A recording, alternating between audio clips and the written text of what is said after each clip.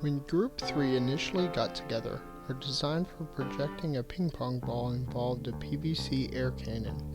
It was a great design, but was not practical considering our very limited resources.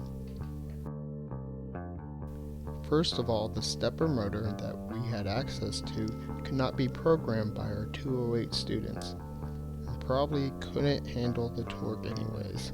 So instead, we made a pulley system to change the angle.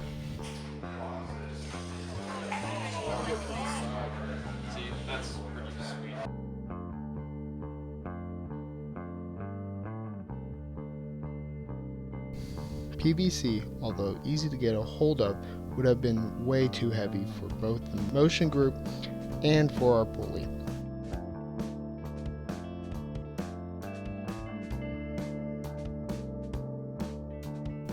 Instead, we use a handcrafted aluminum pipe for the reload tube and a box made from biodegradable organic material for the frame.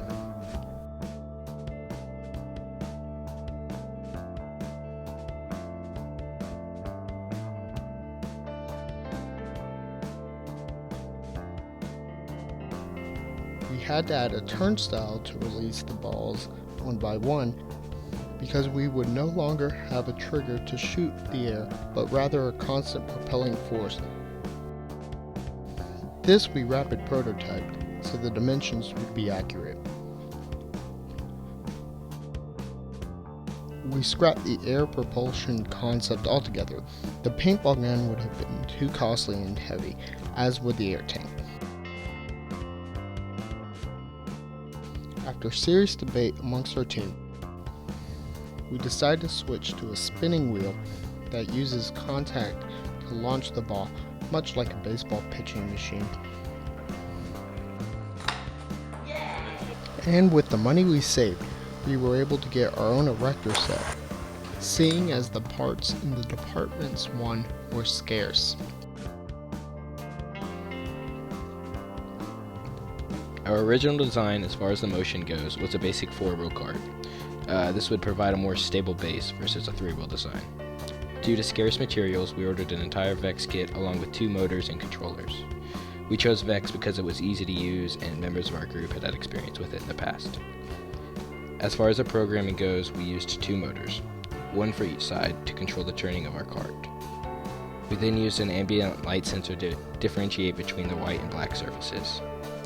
The sensor outputs values to determine which set of wheels should move faster in order to turn the cart and put it back on the black line.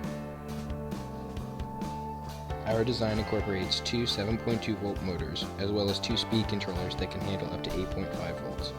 This allows us to adjust the speed to our liking. We chose to go with just 1 light sensor because it is just as effective as 2, but it's easier to program and wire.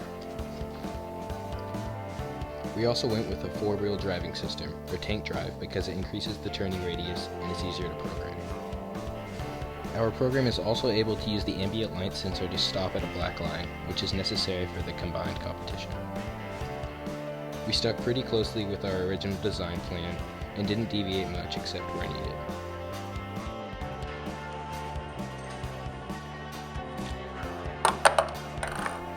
Group 3 had originally used the MyRio standard base as the foundation for their apparatus. This allowed for it to be easily attached to Group 9's chassis by simply drilling a few holes through the base. We also used the base plate to mount the MyRio controller in a position where both groups could easily access it. The statistics collected for use in programming were gathered with both projects integrated to simulate competition standards.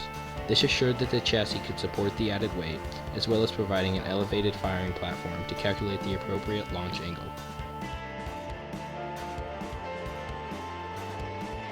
How I wish you could see the potential of you and me.